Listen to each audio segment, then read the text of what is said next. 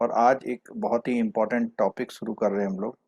और इस टॉपिक में स्पेसिफिकली अगर मैं बात करूं तो हम बात करेंगे CRR और SLR की।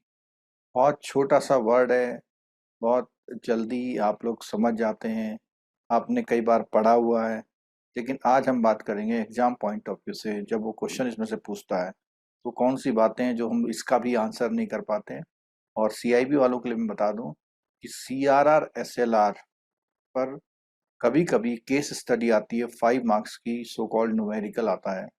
ये CRR SLR को निकालने के लिए उसमें कुछ चीज़ें उसमें देखनी होती हैं कि क्या चीज़ें, अगर आपका बेसिक कॉन्सेप्ट ठीक है तो फिर डेफिनेटली आप उसको अटेम्प्ट कर पाते हैं। तो चलिए शुरू करते हैं आज का टॉपिक। आज का टॉपिक JIB PPB और आपका CIB के BFM या ABM दोनों में, और प्लस रिटेल में भी। ठीक है, ये तीनों चीज़ों को कवर करता है। आपने कई बार इसको पढ़ा हुआ है, आज थोड़ा सा एक बार रिवीजन टाइप का आप कर लीजिए हमारे साथ। तो सबसे पहली बात, CRR SLR का कॉन्सेप्ट बताता हूं मैं, और कॉन्सेप्ट बताने के बाद मैं आपको वहां ले चलूंगा जो जहां थ्योरी है। अब कॉन्सेप्ट की अगर हम बात करें तो देखिए, इसका मैं एग्जांपल लेके बताऊंगा आपको तो आपको समझ में आएगा। मैं पहले CRR SLR नहीं पढ़ूंगा, मैं कुछ और बताऊंगा, उसको लिंक करूंगा CRR और SLR से। सपोज कीजिए कि आपका बाइपार्टाइट हो जाए, CRR SLR।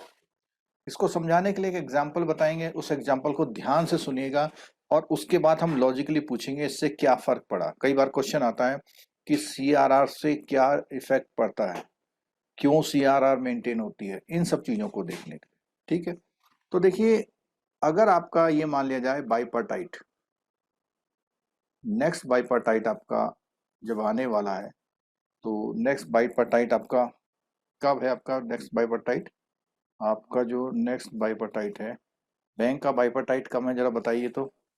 नवंबर 2022। नवंबर 22। नवंबर 22 में ना, 22। नवंबर 22 में बाइपार्टाइट आने वाला। ठीक है, बाइपार्टाइट ड्यू होने वाला, आने वाला नहीं है आने में तो 4 साल लग जाएंगे। ठीक है, ड्यू होने वाला है। ठीक, तो जब आपका बाइपार्टाइट ड्यू है और उसके बाद सेटलमेंट हो जाएगा, और एक वन वन फाइन डे, एक दिन में आपको एरियर मिलेगा। ठीक है, अब आपको एरियर मिलता है, मिस्टर ए कुमार हैं, ए कुमार को एरियर मिलता है, और वो एरियर आता है 2.5 लाख का। ठीक है, ये एरियर 3 या 3.5 ईयर का रहेगा। ये जो एरियर आता है, जब एरियर मिलता है, उस एरियर को जब वो घर लेके जाता है, या उस एरियर के बारे में उसको जानकारी होती है कि उसको मिल गया है, तो घर में वो क्या करता है, वो घर में अपने किसी बच्चे को 80,000 रुपीज दे देता है, मान लिया। इसको सब हाइपोथेटिकल लेके चलेंगे। वो इस एरियर में से अचानक जो उसको मिला हुआ है उसमें से 80,000 सन को देता है, और सन से कहता है जा बेटा ऐस कर। ठीक है, सन क्या करता है उस पैसे का, सन क्या करेगा उस पैसे को, आजकल का सबसे जो क्रेजी वो चीज़ है, मोबाइल या मोबाइल से रिलेटेड आइटम लेगा। उसके बाद वो कुछ गारमेंट भी खरीद सकता है, और इसके बाद वो पार्टी करेगा। ठीक है, तो जैसे ही वो उसके पास 80,000 आए, तो उन 80,000 से वो इनमें से कोई भी काम करेगा। सपोज कीजिए हम एक एक हाइपोथेटिकल बजट कर लेते हैं कि उसने एक जो मोबाइल है वो मोबाइल करीबन 45,000 का ले लिया, और गारमेंट ले लिए 12,000 के, और 10,000 की पार्टी कर दी। इस तरह से उसने अपने फंड को इस तरह से यूज किया। ठीक है, अभी और आगे बढ़ते हैं इसके, इस फंड को जब यूज किया और यहाँ पे कुछ मिसलीनियस उसने कर ली। ठीक है, अब इसके बाद क्या होता है कि जैसे ही आपने 80,000 दिए, आपने उससे एक बात बोल दी कि सारे खर्च मत करना। इस बात को ध्यान दिखिएगा कि सारे खर्च मत करना, भले ही अपने पास रख लेना। मीन्स यहां पर एक कट आ गया। मीन्स अगर मैं इसको ऐसे बोलूं, उसने कहा 80,000 दिए और उसने कहा कि 5,000 खर्च नहीं करने। तो आपका जो ये 80,000 का बजट था, अभी हम देख पा रहे हैं यहाँ पर हमारा बजट जो है कितना है, 67 और 13 ये था। तो हम क्या करते हैं, अगर 5000 की कटिंग होती है तो हम अपने छोटे से बजट में मोबाइल खरीदने में थोड़ा सा ये सोचने लग जाते हैं साइकोलॉजिकली कि नहीं, अब मेरे पास 45,000 नहीं है। आप बार्गेनिंग मोड में आते हैं और यही मोबाइल जो आपने 45 का लिया था हो सकता है 42 का ले आएंगे आप। जो गारमेंट आपने 12 का लिया था वो आपने 11 का कर लिया। पार्टी आपने थोड़ी सी यहाँ पे वो कर ली, ठीक है। और इसी तरह जो अदर एक्सपेंसेस थे उसमें भी आपने थोड़ा सा यहाँ पर कटिंग कर ली, ठीक है। इसको मैं ऐसे कर देता हूँ। ये जो 5000 है, ये 5000 मिस्टर ए कुमार ने सीआरआर लगा दिया। मिस्टर ए कुमार ने सीआरआर लगा दिया बिल्कुल ठीक उस तरह से जैसे कि आरबीआई अपने बैंक में लगाता है। और आरबीआई जो बैंकों में लगाता है, तो बैंकों में जो ये 80,000 थे, बैंकों में कहां से पैसा आता है? बैंकों को फंडिंग मिलती है कहां से? डिपॉजिट से। बैंकों के पास जो भी डिपॉजिट है उस डिपॉजिट को वो खर्च करते हैं। जैसे जब वो डिपॉजिट आता है तो कहाँ खर्च करते हैं? वो खर्च करते हैं मोबाइल लेने में। मोबाइल लेने का मतलब हो गया लोन लेने में। गारमेंट का मतलब हो गया इन्वेस्टमेंट करते हैं, ठीक है। पार्टी का मतलब हो गया मिसलीनियस सिक्योरिटी में इन्वेस्टमेंट करते हैं। और मिसलीनियस की बात आई तो रिजर्व रखते हैं और बाकी पैसा अपने पास कैश के फॉर्म में रखते हैं, ठीक है। तो ये जो 5000 का कॉलम यहाँ कैश में हमने दिया, ये हमारे लिए काम कर रहा है किसका? सीआरआर का, ठीक है। अब मैं एक चीज आपको इस चार्ट से पूछना चाहूंगा, आप लोग इन्वॉल्व होइएगा। बहुत बेसिक बेसिक चीजें पढ़ के अपने आप को जेआईबी सीआईबी करके बहुत प्राउडी फील करने से अच्छा ये है कि कुछ समझ ला जाइएगा। अगर आप जितना समझ के जाते हैं तो आपका जेआईबी सीआईबी तो होगा ही होगा, लेकिन आगे भी आपको कहीं ना कहीं ये कॉन्सेप्चुअलिटी में बहुत क्लियर करता है, ठीक है। तो मुझे आपने आंसर करना है कि आफ्टर इम्प्लीमेंटेशन या आफ्टर अप्लाइंग द सीआरआर आपको कौन कौन से चेंजेस देखने को मिले, आपको ये आंसर करना है। एक्सपेंडिचर में थोड़ा कमी हुई। एक्सपेंडिचर कम कर लिया। एक्सपेंडिचर कम, पहला पॉइंट आया कि आपको रेस्ट्रिक्ट किया एक्सपेंडिचर कम करने पर, ठीक है।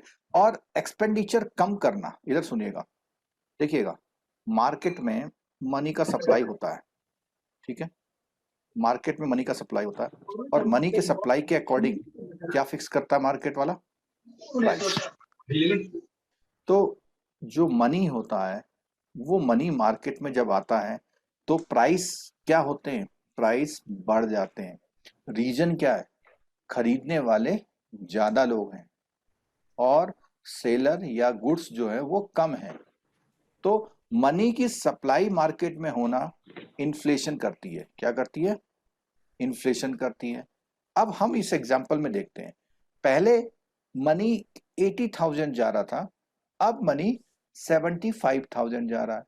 तो जब मनी कुछ कट होके जाता है, क्योंकि 5000 तो हमने एज ए सीआरआर अपने पास रोक लिया, उससे कोई भी एक्सपेंसेस नहीं किए, तो उससे क्या हुआ कि जो मोबाइल 45,000 का था वो अब कितने का हो गया? 43,000।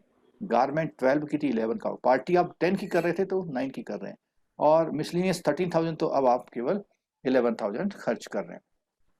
तो यहाँ पर ये हमको ये बता रहा है, अगर हम अपने माइंड में साइकोलॉजिकल कुछ मनी को ब्लॉक कर दें, उसके बाद अगर हम मार्केट जाते हैं तो हम चीज़ों को सस्ता, जो गुड्स सर्विसेज हैं उसको सस्ता खरीद के लेके आते हैं।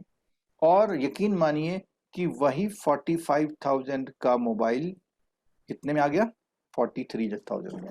और अगर यकीन ना हो तो आप एक काम करिएगा, आप घर के लिए कोई भी बड़ी चीज खरीदने जा रहे हैं, जितना वो शॉपकीपर कहे उसको बोल दीजिएगा हमारा बजट नहीं है, और अब जाने लग जाइएगा, वो आपको जाने नहीं देगा, वो कुछ ना कुछ जरूर कम करेगा।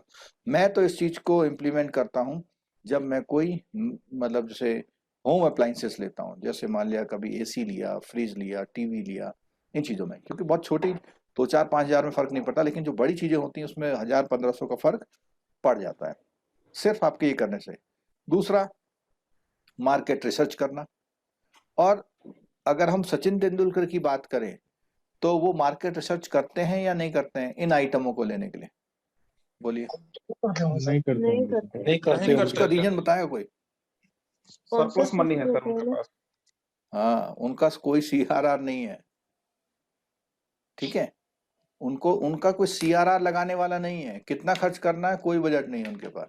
लेकिन सीआरआर लगाने से जो भी एक्सपेंसेस है उसको करने के लिए आप लोग साइकोलॉजिकल डिमांड एंड सप्लाई के बेस पे इन्फ्लेशन कम होता है। तो एक आंसर आया कि सीआरआर से क्या होता है, इन्फ्लेशन कम होता है। कम एक होता है। बात। दूसरा, आपके पास 5000 रुपीज पड़े रहेंगे आपके पास हमेशा। ये 5000 आपका क्या बढ़ा देते हैं? लिक्विडिटी। लिक्विडिटी। आपके पास फ्यूचर रिस्क लिक्विड मिनिमाइज होगा। मनी है। अभी अचानक आपका एक्सीडेंट हो जाए और अचानक 3000 रुपए जरूरत पड़ जाए तो कहां से लाओगे आप? इसी 5000 से लाओगे, ठीक है। आपने भी देखा होगा कि आप पर्स में हमेशा कुछ ना कुछ कैश रखते हैं, चाहे 500, 1000, 2000 जरूर रखते हैं, बिल्कुल सर। ठीक है। तो वो आपके 500 रुपए किस लिए? लिक्विडिटी के लिए, पता नहीं कब जरूरत पड़ जाए। तो सीआरआर के दो पर्पज मैंने आपको बताया यहाँ पे। एक तो है बैंकों की लिक्विडिटी मेंटेन करना और दूसरा इन्फ्लेशन को कंट्रोल करना, ठीक है। सीआरआर को बढ़ा के या घटा के, अगर सीआरआर बढ़ाता है इसका मतलब मार्केट में लिक्विडिटी क्या हो जाएगी? कम हो जाएगी। कम हो जाएगी मार्केट में, ठीक है। कम कम हाँ, और जिसके पास सरप्लस है उसके पास बढ़ जाएगी।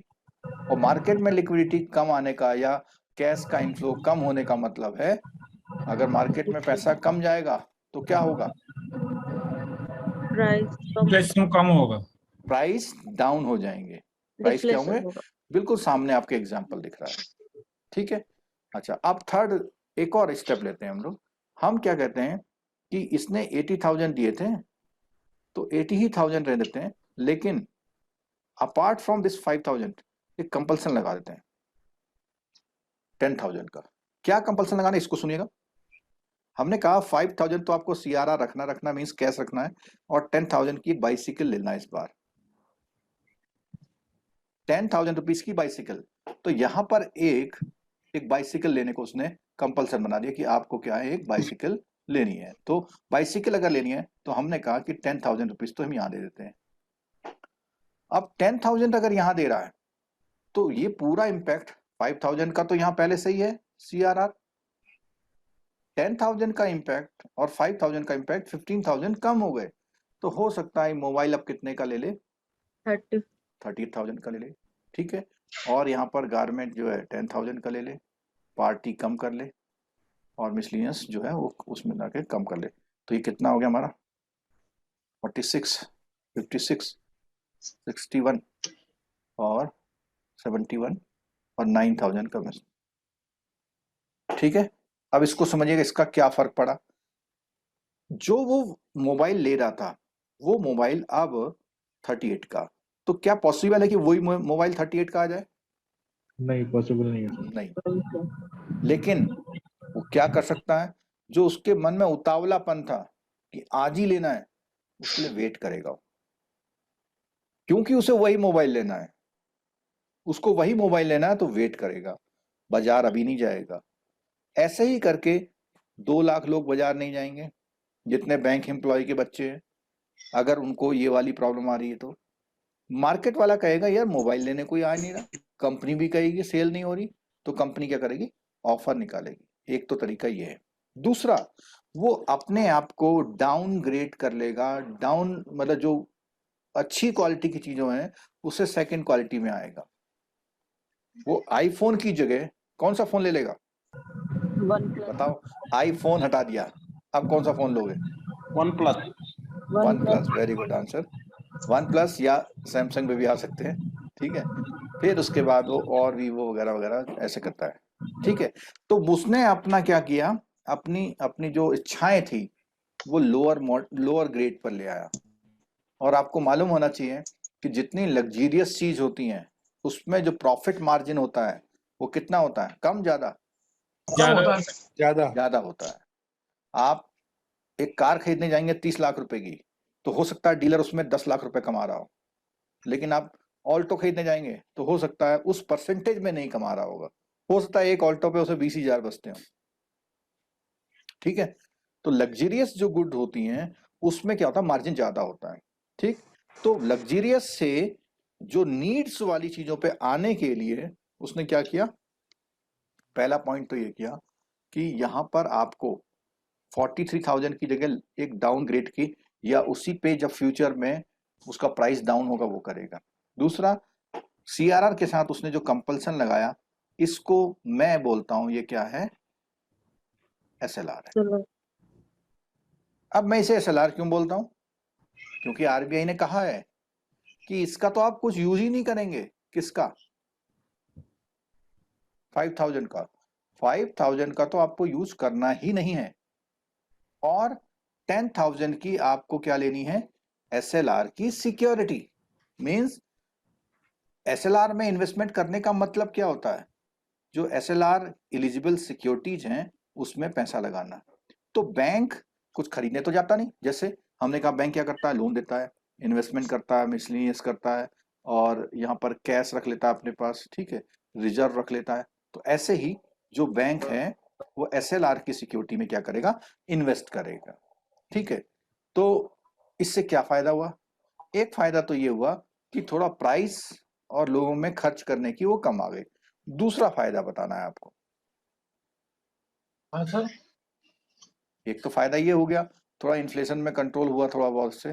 दूसरा फायदा क्या हुआ, लिक्विडिटी सिक्योरिटी पूरा मिल गया, एसेट पूरा लिक्विडिटी कैसे मतलब कैसे इफेक्ट कर रही है ये बताना है आपको। सर, वो गवर्नमेंट सिक्योरिटी में इन्वेस्टमेंट करेगा तो उसको जो फ्यूचर कभी भी ठीक ऐसा है, रहेगा। हाँ, तो एक तो गवर्नमेंट सिक्योरिटी में करेगा, जब चाहेगा पैसा ले लेगा। हाँ। दूसरा, अगर पब्लिक जल्दी जल्दी लेने आएगी तो सेल करके ले सकता है, उस पार्टी को दे सकता है। ठीक है, अच्छा अभी मैं बात करता हूं कि सीआरआर कितना है, 4%, एसएलआर कितना है, 18%। 18%। 18%। मीन्स किसी भी बैंक का जो एनडीटीएल है, एनडीटीएल का मतलब है net demand and time liability, net demand and time liability. Liability का मतलब डिपॉजिट होता है, जितने भी बैंक में डिपॉजिट है उस डिपॉजिट में से कुछ डिपॉजिट हटा दिए जाए तो एनडीटीएल बनता है। इस एनडीटीएल में से दो स्लाइस आपकी निकल गई, एक तो 4% वाली और एक ये 18% वाली। ठीक है, 18% वाली और 4%। अब रेस्ट ऑफ द जो पार्ट है कितना परसेंट है, 78%। ये 78% का बैंक क्या करता है, AB9F3A06। सर ये एनडीटेल क्या क्या कंपोनेंट है उसमें आता है, कुछ थोड़ा आइडिया इसका आपका सीआईबी का एक चैप्टर है, उसमें बात करेंगे, क्योंकि जेआईबी में इसके कंपोनेंट में कहीं डिस्कशन नहीं है। ठीक है, सर फिर से रिपीट करिए ना प्लीज। किस चीज में, एनडीटीएल तेल और का कंपोनेंट। मैंने बोला NDTL जो हाँ। एनडीटीएल के कंपोनेंट हैं वो सीआईबी की जो बुक है उसमें एक चैप्टर में है, जेआईबी में नहीं है, इसलिए हम यहाँ डिस्कस नहीं कर रहे हैं, जॉइंट सेशन है। अच्छा, ठीक तो है, इसका अलग से डिस्कशन होगा। एक हाँ सब्जेक्ट अलग से होगा, लेकिन मैं फिर भी सर ब्रीफ आपने दो लोगों ने पूछ लास्ट दिया। एग्जाम में क्वेश्चन आया छोटी सी था, बता दीजिए ना। हाँ हल्का सा, नहीं ऐसा ना, लास्ट उसमें बहुत एग्जाम सारे में आइटम क्वेश्चन है। आया था एनडीटीएल के कंपोनेंट के लिए। अच्छा जेआईबी में आया था या सीआईबी में आया था? CIB sir. हाँ इसीलिए बोल रहा हूँ। ठीक है, लेकिन हाँ। फिर भी बताता हूँ, चलो चलो दो बातें बताता हूँ। पहला तो होता है DTL. DTL means any type of deposit, either demand और टाइम लाइबिलिटी। ठीक है, इस डीटीएल में कुछ मनी ऐसा डिपॉजिट होता है जिसको मार्केट में नहीं जाना है। पूरा लॉजिक सुनिएगा, जिसको मार्केट में नहीं जाना। जैसे आपके बैंक में सब्सिडी अकाउंट होता है सब्सिडी अकाउंट, होता है सर। बैंक का चेक अकाउंट कैसा होता है आपके, उसमें क्रेडिट होता है डेबिट होता है? अकाउंट तो सर क्रेडिट अकाउंट होता है। बैंक का चेक्स के अकाउंट में बैलेंस डेबिट होता है क्रेडिट होता है? क्रेडिट डेबिट होता है। होता है, क्रेडिट होता है। क्रेडिट अगर होता है। क्रेडिट है इट मींस क्या है, ये बैंक की लायबिलिटी सर। लाइबिलिटी। और ये बैंक का चेक का जो अकाउंट में जो बैलेंस पड़ा है उससे आप क्या लोन दे सकते हैं? नहीं नहीं दे सकते। मीन्स ये पब्लिक के पास लोन के फॉर्म में नहीं जा रहा है, और लोन के फॉर्म में नहीं जा रहा है तो इसका मतलब इसको इसके अगेंस्ट में बैंक को अपना एनडीटी यानी कि ये जो टारगेट है वो पूरे नहीं करने, यानी सीआरआर एसएलआर मेंटेन नहीं करना है। तो एनडीटीएल के वो कंपोनेंट जिसमें लॉजिकली सीआरआर एसएलआर मेंटेन नहीं करना होता है, उसको अगर हम हटा दें तो उसके बाद एनडीटीएल बनता है। यानी डीटीएल में से कुछ कंपोनेंट, इस दो एग्जांपल दिए मैंने, सब्सिडरी अकाउंट है, बैंक का चेक अकाउंट है, सन्ड्री अकाउंट में कुछ पड़ा हुआ है, या कोई ऐसा क्लेम्ड अमाउंट पड़ा हुआ है जिसको आपको यूज करना है किसी स्पेसिफिक पर्पज के लिए। तो उन कंपोनेंट को हटाने के बाद जो मनी बचती है उसको एनडीटीएल बोलते हैं, और सारे टारगेट आपके एनडीटीएल से फिक्स होते हैं, सीआरआर और एसएलआर के। तो यहां पर 78% जो मनी है उसका यूज कहां होगा? सबसे पहला तो क्या करेगा, कोशिश करेगा क्या देगा? लोन। दूसरा वो क्या कर सकता है? इन्वेस्टमेंट करेगा। इन्वेस्टमेंट में मार्केट में, फॉरेक्स में, सिक्योरिटी में, बॉन्ड में, जहां पर भी करे। और इन्वेस्टमेंट कर सकता है किसमें? गोल्ड में। और रेस्ट ऑफ द मनी वो क्या करता है? कैश की फॉर्म में रखता है। ठीक है, तो ये जो मैंने यहाँ पे गोल्ड और इन्वेस्टमेंट 2 पॉइंट बताए, इसमें से इन 2 पॉइंटों में से कुछ पॉइंट कहां पे कवर हो जाते हैं? एसएलआर। इट मींस कुछ इन्वेस्टमेंट एसएलआर वाला और कुछ इन्वेस्टमेंट नॉन एसएलआर वाला। तो जो नॉन एसएलआर वाला इन्वेस्टमेंट है उसको बेसिकली हम यहां कवर कर रहे हैं। ठीक है, तो थोड़ा सा कॉन्सेप्ट समझ में आया एनडीटीएल डीटीएल का? हाँ सर। ठीक है, तो अब मैं बात कर रहा था कि ये जो हमारा मनी है, ये जो हमने एसएलआर की सिक्योरिटी में रखा है, इस मनी को हम लोग लिक्विडिटी पर्पज में यूज करते हैं। और ये एसएलआर को मेंटेन करना कौन से एक्ट में बोला गया है? 42 BR Act 24 है, सीआरआर 42 में है, RBI act 42, CRR SLR BR act 24, BR act 24 that is SLR, और CRR 42, RBI act 42 1 within ठीक ब्रैकेट। है। और अगर कोई कोऑपरेटिव बैंक की क्लास ले रहे हैं तो कोऑपरेटिव बैंक में ये चीज मेंटेन करने के लिए कौन सा है? सेक्शन 18 है। सेक्शन 18 में कोऑपरेटिव बैंकों को सीआरआर मेंटेन करने के लिए बोला गया। ठीक है, और बैंकिंग रेगुलेशन एक्ट कॉमनली सबके लिए है, और अभी जो है एट प्रेजेंट 18% हमारा एसएलआर। ठीक है, अच्छा, अगर बैंक को, आरबीआई को लोन्स बढ़ाने हैं तो वो क्या एक्शन लेगा? सीआरआर कम कर देगा। सीआरआर एसएलआर दोनों कम कर देगा। दोनों कम कर सकता है, सीआरआर में भी कम कर सकता है, एसएलआर भी कम कर सकता है। अच्छा, अगर आरबीआई को मार्केट में कैश की लिक्विडिटी बढ़ानी है तो क्या करता है? वो भी सीआरआर को कम सीआरआर को करता है, सीआरआर को कम। सीआरआर क्योंकि सीआरआर जो है मोस्ट लिक्विड फंड है। एसएलआर जो है, एसएलआर कम करने के बाद भी बैंक अपने इन्वेस्टमेंट को ब्रेक नहीं करते। मेरा पॉइंट समझ में आया आपको? मतलब किसी बैंक ने अगर एसएलआर में इन्वेस्टमेंट किया हुआ है तो वो एसएलआर का इन्वेस्टमेंट चलने देता है, लेकिन अगर सीआरआर में कम कर दिया तो सीआरआर तो बक्से में बंद करके रखा हुआ है ना, उससे ग्रोथ तो होनी नहीं है। तो इमीडिएट फंडिंग को करने के लिए क्या करता है? लिक्विडिटी को मेंटेन करने के लिए ऐसा करता है। ठीक है, अब मुझे एक चीज बताइए कि अभी कोविड के दौरान सीआरआर में कुछ चेंज आया था क्या? सर आया था। तो अभी आपको समझ में आया कि वो क्यों किया था? लिक्विडिटी बढ़ाने के लिए, लिक्विडिटी को मेंटेन करने के लिए उसने ऐसा आरबीआई किया था। ठीक है सर, वन डाउट है सर, तो मार्केट में और लिक्विडिटी बढ़ाना है तो एसएलआर का कोई रोल नहीं है? क्योंकि एसएलआर तो इन्वेस्टमेंट पर्पस में है। नहीं, इन्वेस्टमेंट पर्पस है, लेकिन एसएलआर कम कर दिया, तो जिन हाँ। बैंकों की सिक्योरिटी मैच्योर हो रही है वो हाँ, क्या करेंगे? कैश करा देंगे, उसको कैश करा के कैश क्या करा करेंगे? लैंडिंग करेंगे लोन बाद देंगे, में। ठीक है। Lending और करेगा। लोन देंगे तो जो 80,000 रुपए एरियर पे मिला था किसी को, ऐसे ही बहुत सारे लोगों को लोन मिलेगा। किसी को 5 लाख मिल जाएगा, यहाँ पर किसी को 5 लाख मिलेगा लोन, किसी को 2 लाख मिलेगा, किसी को 10 लाख मिलेगा। ये लोन अल्टीमेटली जाएगा कहाँ? लोग पैसे करते क्या है? मार्केट में लेके आएंगे। यही तो करते हैं जो सामने हो रहा है,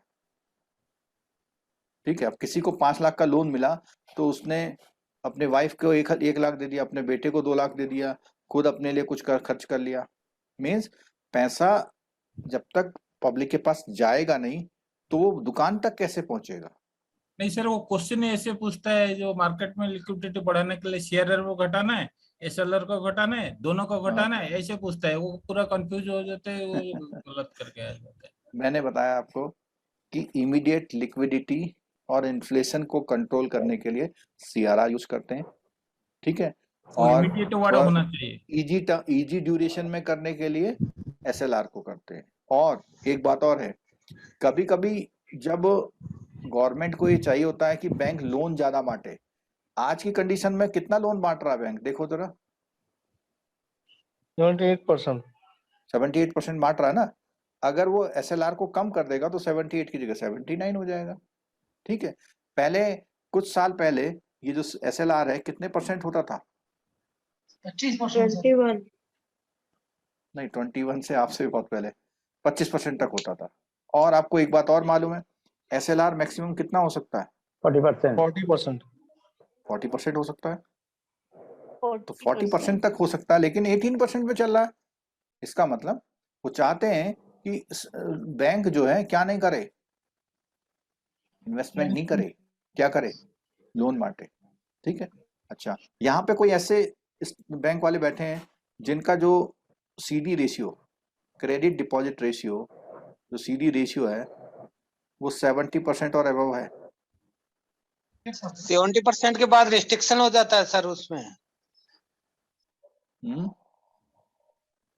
नहीं, मैं पूछ रहा हूँ उसके बाद कोई है रिस्ट्रिक्शन बैंक लगा ऐसा? देते हैं। कोई बैंक सर नहीं व्हाट होगा इज सीडी शायद, रेशियो सर? क्योंकि सीडी रेशियो तो आपका इससे निकलेगा ना 78% से। तो 78% कंप्लीट लोन में, मतलब 78% में कंप्लीट लोन में चला जाए, ऐसा हो नहीं पाता है। क्योंकि एसएलआर सीआरआर का जो मूवमेंट है उसके लिए आपको कुछ कुशन रखना पड़ता है, ठीक है। और किसी भी बैंक का कभी भी आज की डेट में 78% से ज्यादा सीडी रेशियो नहीं हो सकता, क्योंकि अवेलेबल नहीं है उसके पास, ठीक है। क्लियर होगी बात? तो आप देखेंगे आपके बैंक का सीडी रेशियो 60 अराउंड चलता है, और कुछ ऐसे कंजर्वेटिव बैंक होते हैं जिनका सीडी रेशियो 40% चलता है। जरा बताएंगे उसको क्या बोलते हैं? ऐसे बैंक को जिनका सीडी रेशियो बहुत कम है उनको क्या बोलते हैं? Nano banking. Nano banking sir. उसको बोलते हैं नैरो बैंकिंग करते हैं। वो लोन पे विश्वास नहीं रख रहे, क्या कर रहे हैं? सारा पैसा इन्वेस्टमेंट में। कहां पर इन्वेस्टमेंट में? Government security. सर ये सीआरआर और एसएलआर जो है वो हमारे ब्रांच लेवल पे मेंटेन होता है या फिर हेड ऑफिस लेवल पे होता है? बिल्कुल, अच्छा क्वेश्चन है। हमेशा बैंक लेवल पे मेंटेन होता है, ब्रांच से कोई मतलब नहीं होता इसका। अच्छा। और एक क्वेश्चन मैं और बताना चाहूंगा इसमें, आपके वहां ब्रांच जो होती हैं, मैंने बोला कि कैश फॉर्म में रखना है, बोला ना बोला? अगर आपके बैंक में कुल मिला के जो कैश है वो 40 करोड़ है लेट से, और ब्रांचों में 2 करोड़ है, ठीक है, तो कौन सा वाला पैसा सीआरआर में लिया जाएगा? कैश इन हैंड को 40 करोड़ वाला। कौन सा वाला? 40 करोड़। मेरा कहने का मतलब cash in hand, cash in hand को सीआरआर का पार्ट नहीं मानते, क्योंकि वो बोला जाता है कि आरबीआई के पास जमा करना पड़ता है। मतलब करेंसी चेस्ट में जो जाता है। हाँ, एग्जैक्टली जो चेस्ट में पैसा रखा हुआ है या वॉल्ट में जो पैसा रखा हुआ है उसको हम CRR के लिए यूज करते हैं। हैंड बैलेंस आपका CRR के लिए यूज नहीं होता। ठीक है, चलो अभी कुछ बैंकों के लिए ये कैश इन हैंड वाला रिबेट है, जहां पर जिनके पास करेंसी चेस्ट नहीं होता है उनका कैश इन हैंड वाला भी पैसा इसमें काउंट होता है। ठीक है, तो यहाँ पर जब हम RBI के रोल एंड फंक्शन की बात कर रहे थे तो वहां पर जो ये मॉनेटरी अथॉरिटी वाला जो पार्ट है, मॉनेटरी अथॉरिटी में ही ये सारी चीजें होती हैं। जैसे आ गया CRR, ठीक है, तो डायरेक्ट इंस्ट्रूमेंट और इनडायरेक्ट इंस्ट्रूमेंट की तरह बात कर रहा है। ठीक है, डायरेक्ट इंस्ट्रूमेंट में कौन से हैं, इसको हम यहाँ से ले लेते हैं, मॉनेटरी अथॉरिटी से ले लेते हैं। ठीक है, तो मॉनेटरी अथॉरिटी हमने बोल दिया कि MPC जो होती है, मॉनेटरी पॉलिसी कमेटी होती है, वो ये सब चीज करती है। Monetary policy refers to the use of instruments under the control of the central bank to regulate the availability, cost and use of money and credit. ये चारों बातें बहुत ध्यान से सुन लीजिए कि एक तो अवेलेबिलिटी कराना, कॉस्टिंग, यूज ऑफ मनी, उस मनी का यूज क्या होगा, और क्रेडिट, लोन में कैसे बटेगा। तो ये चार जो हैं इसके एक तरह से इंस्ट्रूमेंट्स जो हैं, पर्पज जो हैं, उसको इस तरह से यूज करता है। The goal of monetary policy is to achieve specific economic objective such as low and stable inflation and promoting growth. दोनों बातें हैं। इन्फ्लेशन को क्या रखना, ध्यान से रखना है, low and stable, low and stable, low रखना है, खत्म नहीं करना है, लो रखना है, और स्टेबल और प्रमोटिंग ग्रोथ। ठीक है, main objective of the monetary policy in India are, कौन कौन से? ये CIB वालों, आपका कौन सा टॉपिक है, पता है आपको? नहीं पता है सर, बता दीजिए। अभी परसों की क्लास में बताया था, ABM का एक यूनिट है मॉनेटरी पॉलिसी वाला। ABM का इंडेक्स देखिए 7th या 6th यूनिट है। 8 सर, मॉनेटरी पॉलिसी। हाँ, तो अभी आपको ये लगना नहीं चाहिए कि ये तो GIB की क्लास चल रही है। मेरा सभी CIB वालों से रिक्वेस्ट रहता है बार बार, कई बार वो थोड़ा सा डिमोरलाइज हो जाते हैं कि अरे सर ये तो JIB का चल रहा है, और JIB वाले सोचते हैं कि अरे सर ये तो CIB का क्यों पढ़ा रहे हैं, अभी तो हम JIB नहीं किए हुए। ऐसा नहीं है सर, आज भी क्लास, ऐसा नहीं है सर, आज भी क्लास करते हैं तो लगता है कुछ ना कुछ नया ही सीख रहे हैं। हाँ, कुछ छूट गया था यार, उस समय ध्यान नहीं रहता। Yes sir. 76 पेज पर आपका टूल्स ऑफ मॉनेटरी पॉलिसी में 77 पर CRR, SLR, ठीक है, और MSS है, उसको बाद में बात करेंगे। और एक यूनिट और है आपकी, शायद BFM में है, जहां पर CRR, SLR की बात की है। कोई बच्चा बताएगा?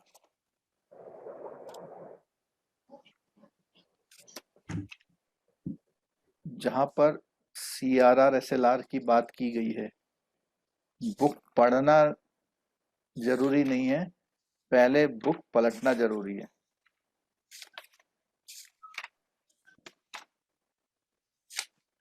एक पेज में दिया हुआ है वो, और वही आपका थोड़ा सा न्यूमेरिकल टाइप में बनता है, कहीं पर है वो, पता नहीं, चलो उसमें जो है CRR, SLR के कंपोनेंट। अच्छा, एक बात और, CIB वाले, आपको ये कंफर्म हो गया कि क्यों आपके में न्यूमेरिकल आता है?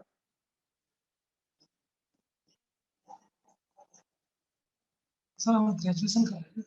क्योंकि सिलेबस में है आपके, इसलिए। ठीक है, चलो आगे देखते हैं।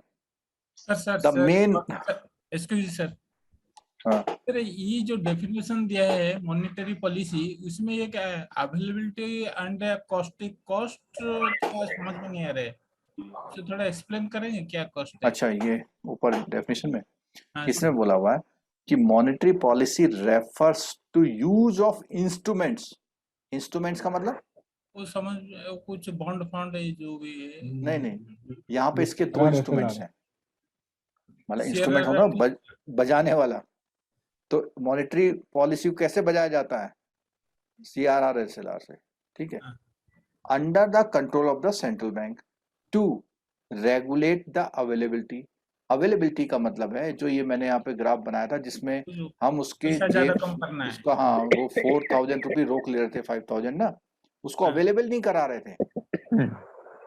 कॉस्टिंग कॉस्टिंग क्या है सर? परसेंटेज, तो परसेंटेज क्या मिलेगा? मतलब एंड यूज ऑफ मनी, उस मनी का यूज कहाँ करे और बचे हुए मनी से क्रेडिट कैसे करे। परसेंटेज क्या मिलेगा मतलब कॉस्ट का मतलब है उसको क्या कॉस्ट पड़ रही है उस मनी पर। आरबीआई के पास जब आप CRR रखते हैं तो आरबीआई कितना परसेंट देता है आपको? नहीं देता CRR है, तो तो जीरो, CRR कुछ नहीं ना। CRR कुछ नहीं देता है। कुछ नहीं देता है, आपके लिए तो कॉस्टिंग है। हाँ हमारे लिए कॉस्टिंग है। हाँ तो वो उस कॉस्ट को मैनेज करना है उसने, आरबीआई ने। हाँ समझ गया वो CRR 10% नहीं लगा सकता आप पर, सर। ठीक है। चलो अब मेन ऑब्जेक्टिव, एक क्वेश्चन यहां से पूछ सकता है। Main objective of the monetary policy in India are, पहला मेंटेनिंग प्राइस स्टेबिलिटी। कौन सी प्राइस? जो 45,000, 43,000 और 38,000 का हमने बताया था आपको, ठीक है। Ensuring adequate flow of credit to the productive sectors of the economy to support economic growth, means credit की अवेलेबिलिटी करना। एंड फाइनेंशियल स्टेबिलिटी का मतलब है कि अगर CRR SLR बराबर मेंटेन किए जा रहे हैं तो सब कुछ थोड़ा सा स्टैटिक चलता है, एकदम से चेंजेस नहीं आते हैं, बैलेंस करके रखा जाता है, स्टेबल करा जाता है, ठीक है। In order to achieve these objectives RBI's framework is based on a multiple indicator approach. ये ध्यान रखना इस बात को, अगर कोई क्वेश्चन आएगा कि RBI का जो फ्रेमवर्क है मल्टीपल इंडिकेटर अप्रोच है, अगर क्वेश्चन आ जाए कि ये जो मॉनेटरी पॉलिसी के ऑब्जेक्टिव को फुलफिल करने के लिए उसकी अप्रोच कौन सी होती है, वो बहुत सारे लिख देगा। मल्टीपल इंडिकेटर यानी ऐसा आएगा, 1 indicator approach, 2 indicator approach, 3 indicator approach और मल्टीपल इंडिकेटर, यानी एक चीज से नहीं संभालता हो, बहुत सारी चीजें। This means RBI monitors and analysis the movement of number of indicators including, अब कौन कौन से इंडिकेटर हैं?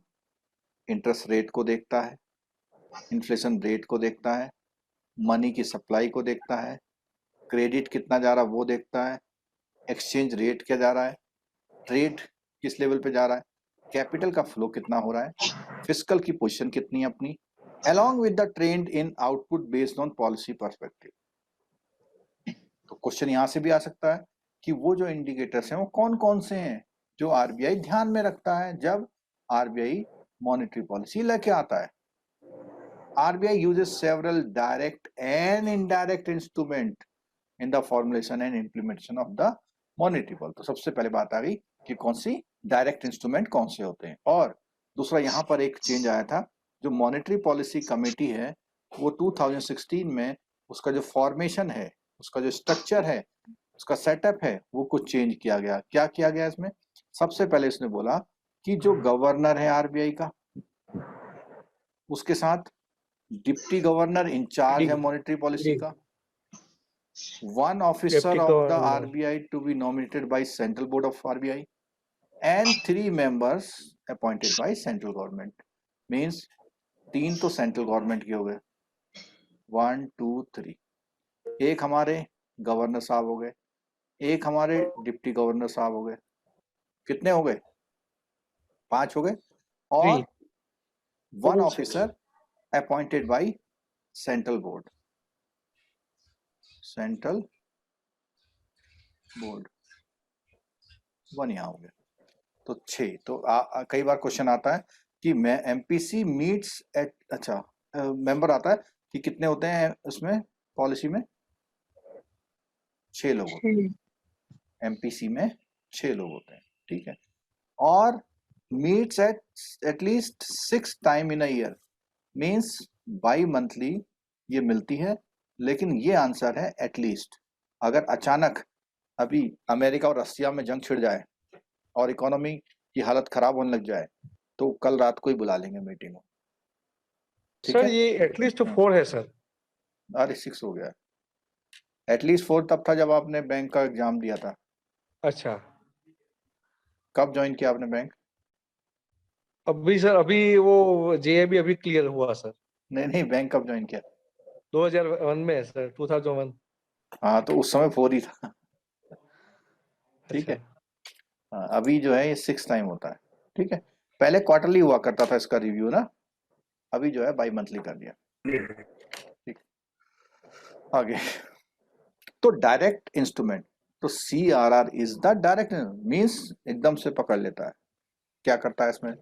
बहुत ध्यान से एक एक बात को सुनते जाइए, कौन सी बात कहाँ पर आपके किस एग्जाम में क्लिक करेगी, उस दिन आप बहुत खुश होगे, ठीक है। अब ये एग्जाम वो रह नहीं गया कि आपने 2000 6000 क्वेश्चन पढ़ लिए तो आपके 50 क्वेश्चन रिपीट हो जाए, ऐसा हो नहीं पा रहा है, ठीक है। चलिए, CRR, the RBI traditionally relied on direct instrument on monetary control such as CRR and SLR। तो इसका मतलब ये दोनों कैसे इंस्ट्रूमेंट है? डायरेक्ट Direct इंस्ट्रूमेंट, ठीक है। अब CRR indicates the quantum of cash that bank are required to keep with RBI as a proportion of their NDTL, section 42 of 1934, ठीक है।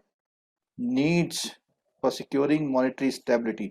अब एक बात और देखिए, यहां लिखना है having regard to needs of securing the monetary stability in the country prescribed CRR for scheduled commercial bank without any floor or ceiling rate. तो यहाँ पे एक और पर्पज आ गया, monetary stability in the country, मतलब पैसे की जो जरूरत है वो उसकी पूरी सप्लाई होती रहे, ठीक है। अब मान लिया आपकी कंट्री में लोग 5 साल से फॉरेन नहीं जा पाए और वो सड़क पे उतर जाए, हाय हाय करने लग जाए कि साहब हम फॉरेन नहीं जा पा रहे और आप CRR कम करो, तो गवर्नमेंट करेगी? बिल्कुल नहीं सर। नहीं करेगी। उसका मतलब है इंडिया में ग्रोथ हो, क्योंकि आप जब यहाँ से पैसा लेंगे कहाँ खर्च करके आएंगे? फॉरेन में। फॉरेन में, और फॉरेन में जाने का मतलब है यहाँ से फॉरेन करेंसी जाएगा। हाँ। चलिए आगे देखिए,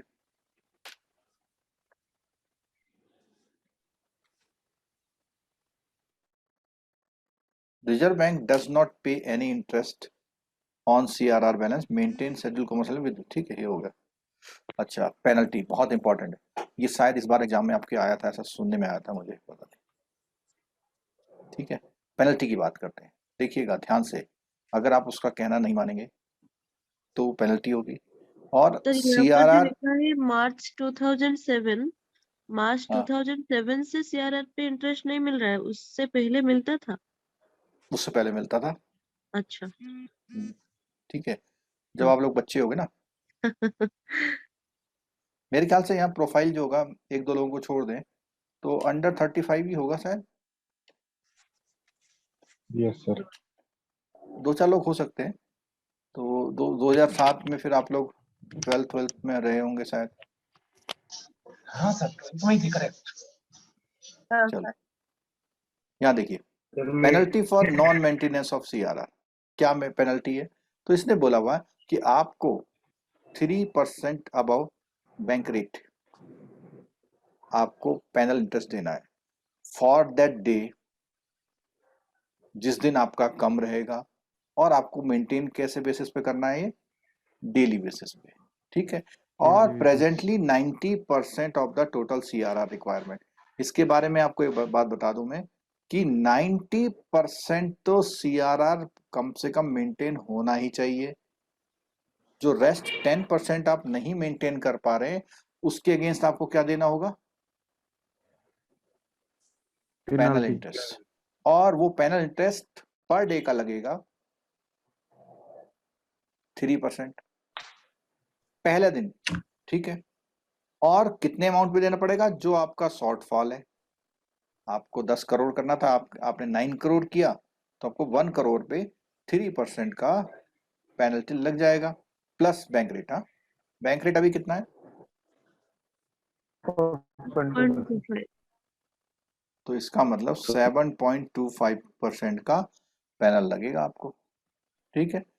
of the prescribe minimum that day if shortfall continue on the next succeeding day, means अगले दिन भी नहीं करा आपने, 5%. तो आपको 5 प्लस बैंक रेट हो जाएगा, ठीक है। सर अगर 90% से कम हुआ तभी? नहीं, 90% से कम नहीं, 90% से कम हुआ तो बैंक बंद होने का संभावना हो जाएगा। On a daily basis which is presently 90% of the total CRR requirement, ऐसा लिखा है ना? In case of default in maintenance of CRR requirement on daily basis which is presently 90% of the total CRR requirement, penal interest will be levied for that at the rate 3% per annum on the amount by which the amount actually maintains fall short on the prescribed minimum on that day.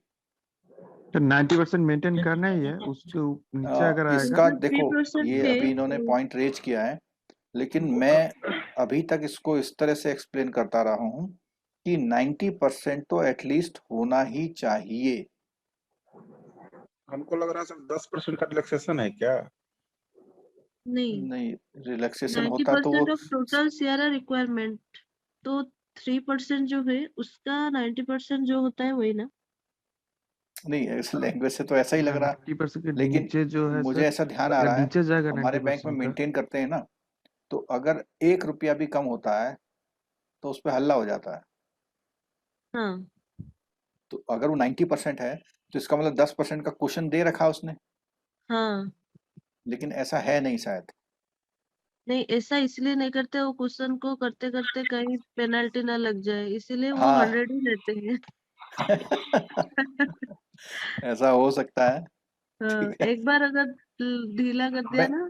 और हाँ, वो मतलब 90% से भी कम ले आया, वो कहेगा हाँ हाँ ठीक है हम पेनल्टी दे देंगे। हाँ सर लेकिन ये लाइन 10% से क्वेश्चन है, क्योंकि कोविड का टाइम से तो वो रिलैक्सेशन दिया था और 80 कर वो दिया खत्म था। हो गया, वो खत्म हो गया, वो 80% किया था।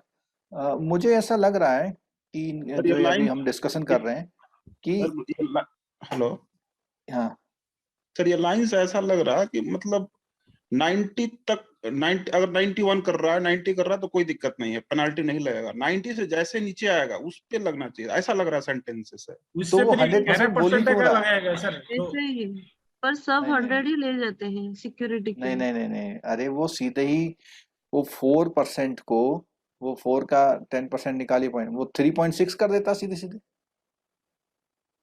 हाँ, लेकिन मैं जो 3.6 समझ से पा रहा अगर हूँ, कम हुआ। चलो मुझे बोलने दीजिए अब जरा। मैं जो समझ पा रहा हूँ वो ये कह रहा है कि आपको करना तो इतना है, ठीक है, आप कर पाए 96%, तो 90 से ऊपर कितना हुआ? 4 मतलब 4% का यहाँ शॉर्टफॉल हुआ, और 90 तक तो आपको पेनल्टी देनी है, और अगर आप 89 आ गए तो बहुत खतरनाक बात है। मैं जहां तक लॉजिकली समझ पा रहा हूँ इसको, मतलब 90% का एक ब्रैकेट है कि आपको बहुत अलर्ट रहना है। 90% तक तो मैं पेनल्टी में बात सुन लूंगा, और अगर आपने 90 से नीचे कर दिया तो बुलवा लूंगा वहां पे ऑफिस में मैं आपको, ठीक है। अभी जो मैंने फाइनल वर्ड्स दिए हैं उसी को मेंटेन करते हैं, अगर कोई करेक्शन या आपको या हमें मिलता है तो हम बाद में डिस्कस करेंगे, ठीक है। चलो, in case of default maintain average basis during a fortnight, penal interest will be invoices in subsection 3 if, अब एवरेज डेली बैलेंस का मतलब क्या है? Average daily balance. Average daily balance held the bank by scheduled bank during any fortnight is below the minimum prescribed. Penal interest is charged at the rate of 3% above. ठीक है. If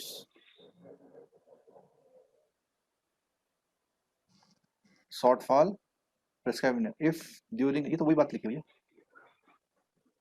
sir 1 और 2 एक ही है. नहीं, थोड़ा सा इसमें फर्क है. इसमें ना फोर्टनाइट की बात करने लग गया है. यहाँ पे फोर्टनाइट इसने एवरेज को ले लिया है. 5%. Average average means daily balance है. एवरेज कभी कम कभी ज्यादा भी होता है ना आपका सीआरआर में पैसा. हाँ. तो एवरेज से तो कभी कम नहीं होना है. मींस आपने एक दिन किया 3.9%, एक दिन किया 4, एक दिन किया 4.6, तो इसका एवरेज निकालेंगे. ये तो कभी भी कम नहीं होगा. अगर एवरेज भी आपका कम हो गया, या ऐसा कह सकते हैं कि पूरे फोर्टनाइट में कितना चला आपका, 0.8. तो पूरे फोर्टनाइट में अगर एवरेज 3.8 है तो उस पर भी पेनल्टी लग जाएगा आपका. जो लेफ्ट हैंड में केस है इसमें कितने दिन पेनल्टी लग रहा है आपको?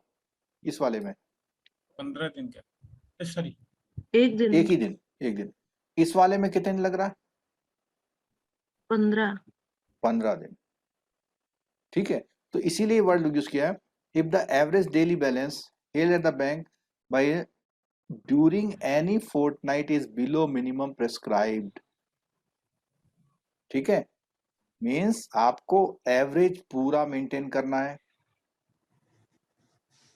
और उधर ऊपर बोला पर्टिकुलर डे में जिस दिन कम होगा उतने का देना है आपको. तो दोनों चीज मेंटेन करके चलनी है. तो उस हिसाब से देखा जाए तो ये वाली पेनल्टी मेरे ख्याल से किसी बैंक पे लगती नहीं होगी. क्यों नहीं लगती होगी? मोस्टली बैंक क्या करते होंगे, उसको ऊपर ही रखते हैं. ठीक है. If during next succeeding fortnight, और अगले फोर्टनाइट में भी आपने फिर वही गलती करी, तो उसमें कितना परसेंट हो जाएगा? 5+. 5%. तो रेट वही है, थोड़ा सा. सर. हाँ. Excuse sir. सर ऐसे तो नहीं, फोर्टनाइटली वो एवरेज डेली, जो डेली एवरेज निकाल रहे हैं, अगर वो 4 से कम है तो तब पेनल्टी लगेगी. मैं भी तो ये बोल रहा हूँ. हाँ, तो अगर, हाँ करेक्ट, मैं ये बोला था. ठीक. अच्छा, और आगे देखिए. इस लेफ्ट वाले केस में उसे एवरेज पेनल्टी लगेगा? नहीं लगेगा. नहीं लगेगा, लेकिन वो पर डे वाला लगेगा. हाँ. ठीक है.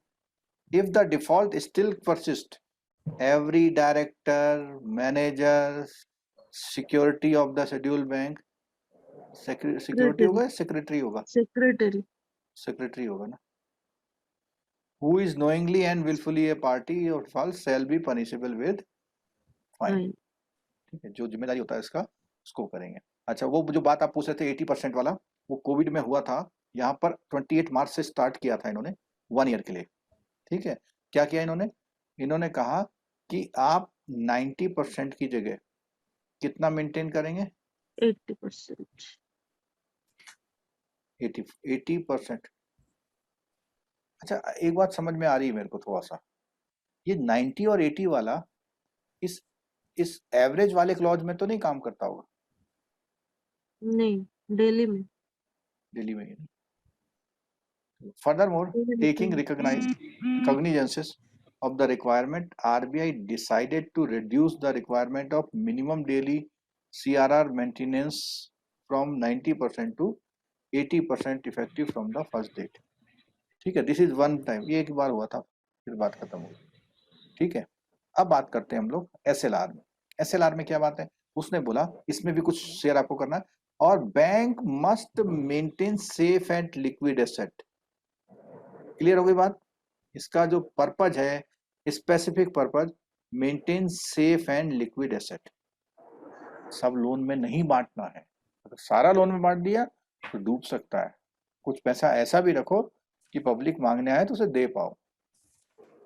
गवर्नमेंट सिक्योरिटी, कैश और गोल्ड लिखा आगे. देखो मैंने बोला था SLR prescribe the amount of money that bank must invest in security issued by the government.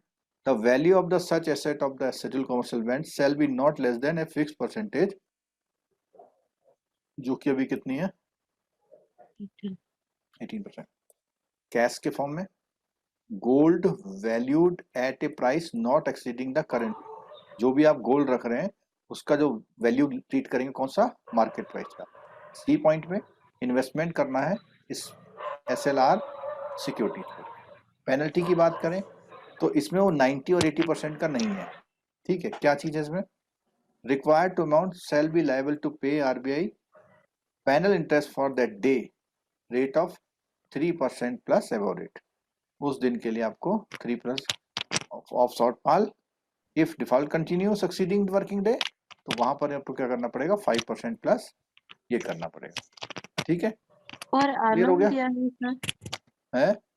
3% पर annum। हाँ तो वो भी तो पर एनम था, और डे लगेगा, मर जाएगा। Per day. इसका फॉर्मूला आप ऐसे समझिए ना, जैसे मान लिया 20 लाख आपका शॉर्टफॉल है, ठीक है, इनटू 3 डे है, इनटू आपका रेट हो गया 7.525 डिवाइडेड बाई 36500 हाँ, कि मतलब डेज। तो रेट तो जो आप डिसाइड करते हैं या अनाउंस करते हैं वो आपका पर एनम ही होता है, लेकिन हाँ। इम्प्लीमेंट वो पर डे पर होगा, सर ठीक एक है। क्वेश्चन था हाँ बोलिए। सर, SLR में बैंक गोल्ड रखेगी या गोल्ड का वैल्यू मेंटेन करेगी सर? प्रॉपर फिजिकल फॉर्म में गोल्ड रखेगी वो बैंक? बैंक गोल्ड रखता है, जो आपके ओके हेड सर। ऑफिस हैं वो जी। इन्वेस्टमेंट करते हैं ना ट्रेजरी वाले, ओके। वो गोल्ड में भी प्रॉपर इन्वेस्टमेंट गोल्ड, करते हैं, हाँ, वो प्रॉपर गोल्ड में गोल्ड भी वैल्यू इन्वेस्टमेंट करते हैं ना। Okay sir, thank you. Gold deposit scheme सुना है आपने? हाँ, वो सॉवरेन sovereign गोल्ड आया बॉन्ड था है एक gold बार सर। bond। ना, सोवरेन हेलो, वाला नहीं, सॉवरेन वाला नहीं? फिजिकल नहीं, गोल्ड स्कीम फिजिकल जो है। फॉर्म में गोल्ड, ओके, फिजिकल फॉर्म में भी गोल्ड मेंटेन करते हैं बैंक ना? हाँ, जो ये मंदिरों के लिए आया था ना एक ऑफर। Okay sir. सर आप जो फॉर्मूला लिखे है उसे डिवाइडेड बाय 100 होगा, 3 into दिस। सॉरी, हाँ 0 लगा है, सॉरी। लगा है। हाँ सॉरी। अब जो CIB की जो बुक है उसको थोड़ा सा देख लेते हैं इसी, तो इससे इस तरह से क्या होता है ना, हमारा कोई भी टॉपिक परफेक्ट जाता है एकदम। अब दुनिया का कोई भी MCQ पढ़ेंगे या इस टॉपिक पर तो मेरे ख्याल से प्रॉब्लम नहीं होगा वहां पर, ठीक है। यहाँ पर देखिए, इसने बोला जैसे CRR 4% है और टाइम डिपॉजिट इसका जो है net demand in time deposit 1 lakh है, तो उसका 4000 रुपीज किसका RBI के साथ है, ठीक है। तो वो 90% जैसा नहीं निकाला हुआ है इसने, और ये CRR thereby reducing the deposit available with banks to make loans and hence reducing the money supply and inflation। समझ में आई बात? मीन्स मनी सप्लाई को रिड्यूस करता है और साथ साथ इन्फ्लेशन को भी, क्योंकि जब आप मनी को पब्लिक से उठा लेंगे तो एक तो मनी सप्लाई को रोक लिया आपने और आपने वो किया। और SLR में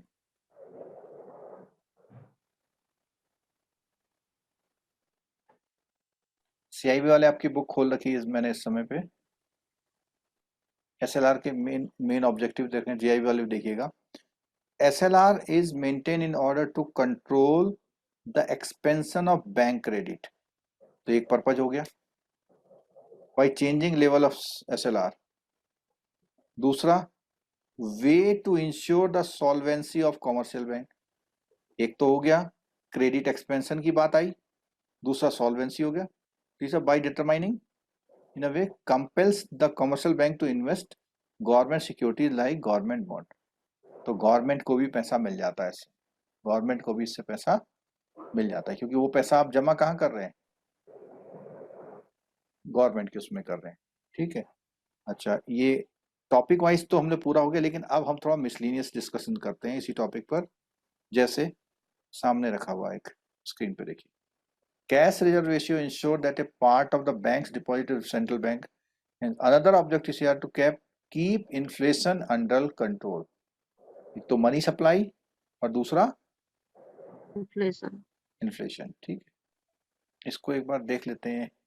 ये 80% वाला जो फंडा है, ये जब सरकार का कोविड के दौरान स्टेटमेंट आया था ना कि हमने 1 लाख कितने हजार करोड़, 1,60,000 करोड़ का पैकेज दिया था ना, तो उस पैकेज में इसको भी काउंट किया था।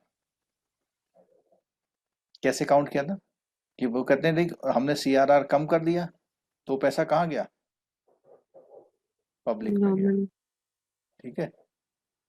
और उस समय पर ये जो CRR है 4 से कितना कर दिया था, 3 कर दिया था, 3 और 3 के बाद फिर अगेन अब कितना हो गया, 4 4 हो गया। अच्छा, एक क्वेश्चन आपका आता है, वो 1% CRR को चेंज करने से कितना फंड अप्रॉक्स लिक्विडिटी में आता है? बहुत अच्छा क्वेश्चन है। 1,37,000 करोड़। मीन्स 1% चेंज, ये 3% कर दिया ना, तो इतना, इसका मतलब ये हुआ कि जो बैंकों के डिपॉजिट हैं वो इतने हैं, मतलब 13,70,000 करोड़ हैं डिपॉजिट। NDTL, DTL ज्यादा है, NDTL जिसपे मेंटेन होता है। ये 80% वाला फंडा कहीं दिखाई नहीं दे रहा जिसमें बिल्कुल क्लियर कट ये बात लिखी हो। मैं कल परसों में थोड़ा सा और पता करके ना आपको बताने की कोशिश करूंगा। सर बोलिए। सर, ये स्टैट्यूटरी लिक्विडिटी जो है, इसे स्टैट्यूटरी क्यों बोलते हैं? बहुत बढ़िया क्वेश्चन है आपका। स्टैट्यूटरी का मतलब है जो एक्ट में आपको बोल दिया है ऐसा करना ही करना है, आपका मन से नहीं चलेगा उसमें। और ये गवर्नमेंट के सिक्योरिटी में इन्वेस्टमेंट है और गवर्नमेंट को हेल्प करता है, तो इससे आप डिनायल नहीं कर सकते। मतलब एक बहुत ही स्ट्रांग ऑर्डर समझ लीजिए आप, ये जो स्ट्रांग ऑर्डर है एक बहुत। सर जो YouTube लिंक है वो खुल नहीं रहे हैं, वो उसमें लिख रहा है प्लीज ज्वाइन दिस चैनल। उसके लिए भी मैंने बताया था आपको, जब आप यहाँ पर क्लिक करते हैं ना, सर बैंक तो हमेशा ये कोशिश करता होगा ना कि कम से कम पैसा लगे CRR में। है बैंक तो ये कोशिश करता होगा ना कि CRR कम, मतलब कम पैसा खत्म हो CRR में। बैंक क्या करता है? बैंक तो यही सोचता होगा ना कि कम से कम पैसा लगे CRR में। हाँ, बैंक यही सोचता है। सर एक बात बताइए ना, जैसे अभी कहा कि बैंक के जो वॉल्ट में पैसा रहता है केवल उसी पर CRR लागू होता है, जो कैश इन हैंड है उस पर नहीं लगता। तो बैंक हाँ। तो हमेशा ये कहेगा ना फिर कि कैश इन हैंड ज्यादा रहे हमारे पास। नहीं, ज्यादा नहीं रहे, वो तो आपका नुकसान है ना। हाँ सर, वो नुकसान कैसे हुआ? बताते हैं। लोन उतने नहीं पैसे दे में सकते। रात भर में कोई ब्याज मिलेगा आपको? नहीं मिलेगा सर। तो नुकसान तो है। अच्छा। मतलब बैंक चाहेगा कि CRR के अलावा मेरे पास 1 रुपया भी नहीं होना चाहिए। अच्छा सर, इसको अगर फिक्स कर दें, कोई सपोज किसका SB में पड़ा है पैसा, उसको बोलेंगे तुम फिक्स कर लो, तो उसमें बैंक को फायदा है, तो लोन दे सकते हैं उसका अगेंस्ट में। नहीं, लोन दे सकता है, लेकिन वो फिक्स भी तो ऐसा वो लेने तो आ सकता है ना। नहीं, वो NDTL में नहीं आएगा क्या? नहीं आएगा, क्यों नहीं आएगा? NDTL में है वो। नहीं वही तो आएगा। NDTL में है। नहीं, क्या चीज NDTL में नहीं आएगा? वो फिक्स जो फिक्स डिपॉजिट जो डिपॉजिट के अगेंस्ट लोन देते हैं। अच्छा, फिक्स डिपॉजिट के अगेंस्ट लोन? अरे लोन क्यों आएगा भाई? नहीं सर, फिक्स डिपॉजिट जो हो गया हमारा पास, वो NDTL में आएगा नहीं आएगा? बिल्कुल प्योर पार्ट है वो तो। वही तो और NDTL जो है। सेविंग में है वो ऐसा तो है। NDTL में नहीं आएगा। सुनिए सुनिए, जो पब्लिक ने पैसा डिपॉजिट किया, सर, या तो सेविंग बैंक में करेगा या आपके FD में करेगा, ये दोनों ही मनी अगेन पब्लिक के पास जा सकता है। लेकिन अगर सरकार ने आपके वहां सब्सिडी फंड में 4 करोड़ रुपए डाल दिया तो उसका इन्फ्लेशन का रोल नहीं होता है, वो एक स्पेसिफिक पर्पस से आया हुआ है। वो उस बंदे को उस काम के लिए आया हुआ है जिसका, जैसे मान लिया डेयरी है या कोई लोन लिया उसने, उसमें उसके लिए आया हुआ है, और उस काम से ऐस नहीं होती है, मीन्स उस काम से इन्फ्लेशन नहीं बढ़ता। इन्फ्लेशन बढ़ता है आपके कपड़े खरीदने से, आपके ये मोबाइल खरीदने से, जो बेसिक नीड्स के अलावा जो चीजें होती हैं उनसे ज्यादा इफेक्ट आता है इन्फ्लेशन पर। ठीक है, नहीं सर, मैं क्लियर नहीं हो पाया सर। मेरा सर जो बैंक का पास जितना भी सेविंग अकाउंट है उसमें जो जो पैसा है वो काउंट किया जाता है क्या लोन देने के लिए? वो क्या होता है? सेविंग में जो पैसा पड़ा है वो काउंट हाँ होता है कि हम कितना लोन देंगे नहीं लेंगे, उसका ऊपर होता है क्या? हाँ जी हाँ होता बिल्कुल। है, होता है। आप देखिए, मैं बता देता हूँ आपका क्वेश्चन का ना।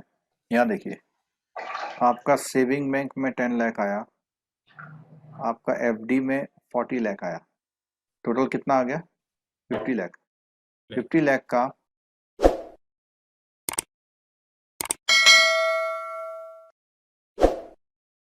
आपका ये एसएलआर में, ये तो आपका रिजर्व हो गया, आपका बचता है यहाँ पे 39 लाख।